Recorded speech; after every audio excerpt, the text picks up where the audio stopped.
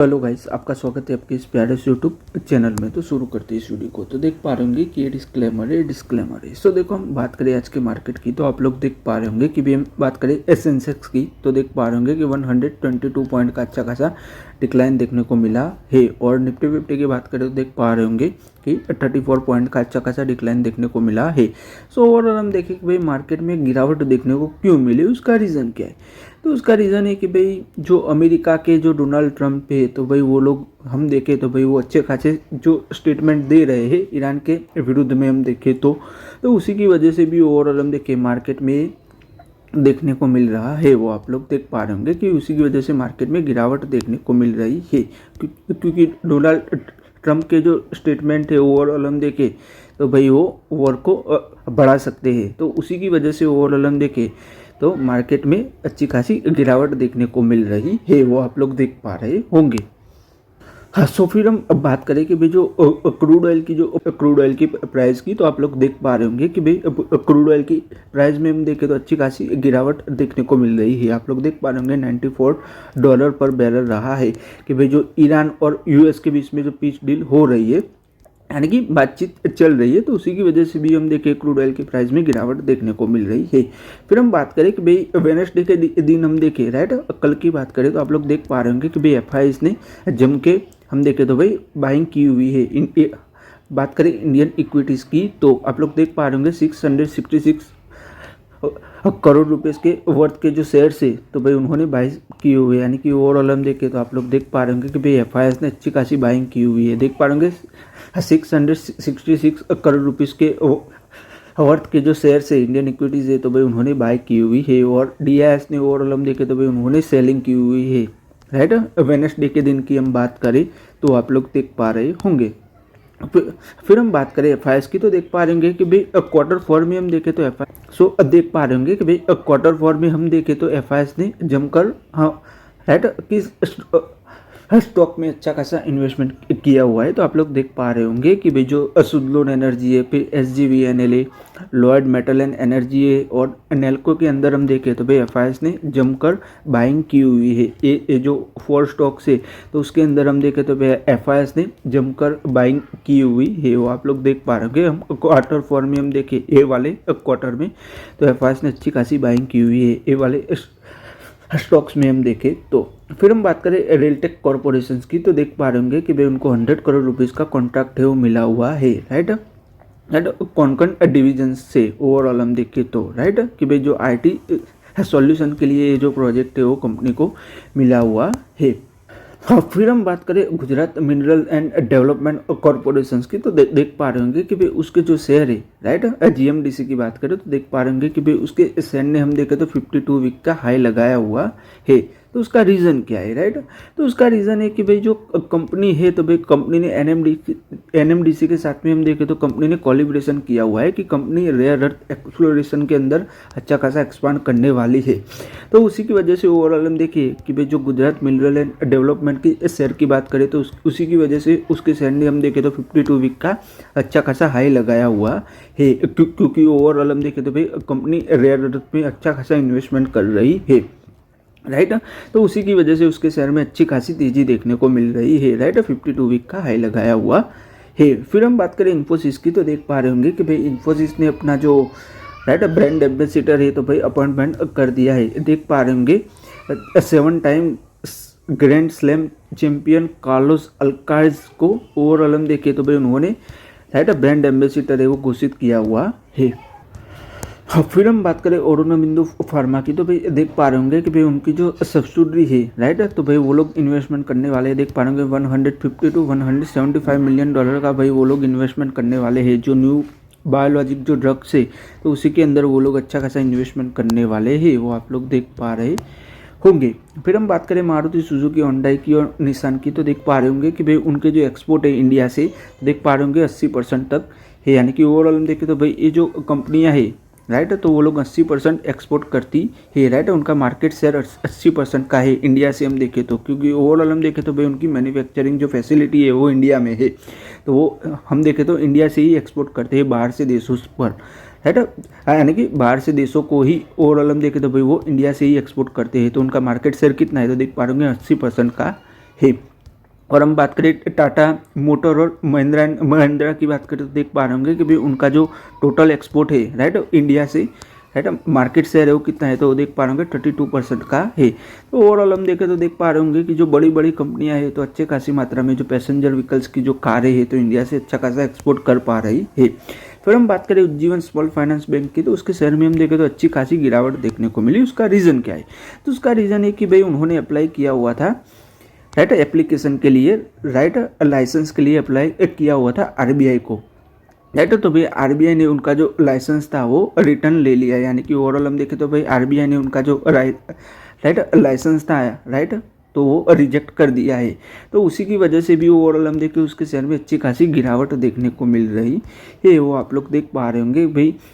सो फिर हम बात करें विप्रो की तो आप लोग देख पा रहे होंगे कि भाई उनके Q4 के अर्निंग्स आए उसकी हम बात करें तो देख पा रहे होंगे कि उनका रेवेन्यू देख पा रहे होंगे 24,000 करोड़ रुपीज़ का कंपनी का रेवेन्यू रहा है ना। Q3 से कंपेयर करने जाए तो 2.9% की अच्छी खासी तेज़ी देखने को मिल रही है ना। और प्रीवियस ईयर के क्वार्टर से हम कंपेयर करने जाए तो देख पा रहे होंगे 7.7% की अच्छी खासी ग्रोथ देखने को मिल रही है रेवेन्यू में हम देखें तो। नेट प्रॉफिट की बात करें तो देख पा रहे होंगे 3,522 करोड़ रुपीज़ का कंपनी का नेट प्रॉफिट रहा है, उसके अंदर भी 13% की अच्छी खासी ग्रोथ देखने को मिल रही। और अर्निंग पर शेयर की बात करें तो देख पा रहे होंगे 3.34 रुपये पर शेयर रहा है। तो ओवरऑल हम देखें तो देख पा रहे होंगे कि भाई कंपनी का जो रिजल्ट है वो अच्छा खासा आया हुआ है, वो आप लोग देख पा रहे होंगे। और शेयर बायबैक की बात करें तो देख पा रहे होंगे कि भाई विप्रो ने शेयर बायबैक भी अनाउंस किया हुआ है। तो देख पा रहे होंगे कि भाई 15,000 वर्थ देख पा रहे होंगे 15,000 करोड़ रुपीज़ वर्थ के जो शेयर है तो कंपनी बायबैक करेगी, वो आप लोग देख पा रहे होंगे। और कितनी कीमत पर ये जो शेयर है वो रहेगा देख पा रहे होंगे 250 रुपये पर शेयर है वो रहेगा राइट बायबैक के लिए हम देखें तो कि कंपनी अच्छी मात्रा में अपने जो शेयर है वो बायबैक करेगी। फिर हम बात करें टोटल बुकिंग की तो देख पा रहे होंगे भाई उनकी जो टोटल बुकिंग है वो 28,676 करोड़ रुपीज़ की रही है। और डील की बात करें टोटल कॉन्ट्रैक्ट वैल्यू की बात करें देख पा रहे होंगे 11,952 करोड़ रुपीज़ की रही है, वो आप लोग देख पा रहे होंगे कि कंपनी अपना जो बिजनेस है वो अच्छा खासा एक्सपांड कर रही है। फिर हम बात करें पीएफसी की तो देख पा रहे होंगे कि भाई उसके शेयर में हम देखें तो अच्छी खासी तेज़ी देखने को मिल रही है, यानी कि ओवरऑल हम देखें तो देख पा रहे होंगे कि भाई पीएफसी की शेयर में हम देखें तो उसने 52 वीक का हाई लगाया हुआ है। उसका रीज़न क्या है तो उसका रीज़न है कि भाई जो मार्केट है वो ऐसा एक्सपेक्ट कर रहा है कि भाई जो ये जो समर सीजन आ रही है तो उसके अंदर पावर की डिमांड है वो अच्छी खासी बढ़ेगी राइट, टेम्परेचर बढ़ेगा तो सीधी सी बात है कि भाई लोग एसी ज़्यादा यूज़ करेंगे तो उसी की वजह से पावर की डिमांड बढ़ेगी। पावर की डिमांड बढ़ेगी तो सीधी सी बात है कि भाई कंपनी को अच्छा खासा फ़ायदा होगा पीएफसी को। तो उसी की वजह से देख पा रहे होंगे कि उसके शेयर ने 52 वीक का हाई लगाया हुआ है, वो आप लोग देख पा रहे होंगे। फिर हम बात करें फिनो पेमेंट बैंक की सो देख पा रहे होंगे कि भाई राइट उन्होंने जो अपना जो बिजनेस है तो वो माइग्रेट कर दिया है। देख पा रहे होंगे the migrate is core banking system to Finacle, यानी कि ओवरऑल हम देखें तो भाई कंपनी स्मॉल फाइनेंस बैंक में हम देखें तो ट्रांसफ़र हो गई है, वो आप लोग देख पा रहे होंगे। फिर हम बात करें कि भाई जो फॉर्मर यूको बैंक के जो ऑफिशियल्स है और जो बिजनेसमैन है तो भाई उनको 3 की जेल हुई है राइट। उन्होंने 643 लाख का जो लोन लिया हुआ था तो उससे फ्रॉड किया हुआ था, तो उसी की वजह से ओवरऑल हम देखें फ्रॉड किया था तो उसी की वजह से ओवरऑल हम देखें तो देख पा रहे होंगे कि उनको अच्छी खासी जेल हुई है 3 ईयर की ओवरऑल हम देखें तो। हाँ फिर हम बात करें डिलीवरी की तो देख पा रहे होंगे कि भाई जो नेक्सस फंड है तो भाई उन्होंने अपना जो स्टेक था डिलीवरी में देख पा रहे होंगे 186 करोड़ रुपीस वर्थ के जो शेयर्स है तो भाई उन्होंने सेल कर दिए है डिलीवरी में हम देखें तो, यानी कि उनका जो स्टेक था डिलीवरी में तो भाई उन्होंने सेल कर दिया है। और ये जो स्टेक है वो देख पा रहे होंगे कि भाई मॉर्गन स्टैनली ने है तो भाई उन्होंने बाई किया हुआ है, यानी कि जो थोड़ा कुछ है भाई जो थोड़ा कुछ है तो भाई मॉर्गन स्टैनली ने भी बाय किया हुआ है राइट, सब कुछ बाय नहीं किया हुआ है बट जो थोड़ा स्टेक है तो भाई मॉर्गन स्टैनली ने भी बाय किया हुआ है। फिर हम बात करें HDFC लाइफ इंश्योरेंस की तो उनका Q4 के जो अर्निंग्स आए हैं उसकी हम बात करें तो देख पा रहे होंगे कि रेवेन्यू की बात करें तो देख पा रहे होंगे, यानी कि नेट प्रीमियम की बात करें तो देख पा रहे होंगे कि भाई 25,998 करोड़ रुपीज़ की रही है तो नेट प्रीमियम में हम देखें तो देख पा रहे होंगे 9% की अच्छी खासी ईयर ऑन ईयर ग्रोथ देखने को मिल रही है, वो आप लोग देख पा रहे होंगे। और नेट प्रॉफिट की बात करें सो देख पा रहे होंगे कि 494 करोड़ रुपीज़ का कंपनी का नेट प्रॉफिट रहा है। नेट प्रॉफिट में भी देख पा रहे होंगे 4.65% की अच्छी खासी ग्रोथ देखने को मिल रही है। हम प्रीवियस ईयर के क्वार्टर से कंपेयर करने जाए तो, और 1 ईयर की बात करें तो देख पा रहे होंगे कि भाई कंपनी का जो का टोटल प्रीमियम हम देखें तो देख पा रहे होंगे 79,387 करोड़ रुपीज़ का कंपनी का नेट प्रीमियम रहा है। और नेट प्रॉफिट की बात करें 1 ईयर की तो देख पा रहे होंगे कि भाई 1910 करोड़ का कंपनी का नेट प्रॉफिट रहा है। ऐसा तो 6% की ओवरऑल हम देखें तो अच्छी खासी ग्रोथ देखने को मिल रही है कंपनी के नेट प्रॉफिट में। हम देखें तो कंपनी का जो रिजल्ट है वो अच्छा खासा आया हुआ है। फिर हम बात करें ब्रिगेड एंटरप्राइज की तो भाई उन्होंने जॉइंट डेवलपमेंट है वो साइन किया हुआ है। वो आप लोग देख पा रहे होंगे कि भाई 7,200 वर्थ के जो रेसिडेंशियल प्रोजेक्ट्स है तो भाई वो लोग बेंगलुरु में बिल्ड करने वाले हैं।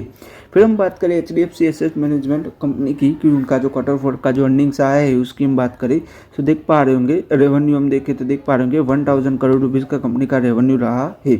राइट, प्रीवियस ईयर से कंपेयर करने जाए तो देख पा रहे होंगे 17% की अच्छी खासी ग्रोथ देखने को मिल रही है। और नेट प्रॉफिट की बात करें तो देख पा रहे होंगे 622 करोड़ का कंपनी का नेट प्रॉफिट रहा है।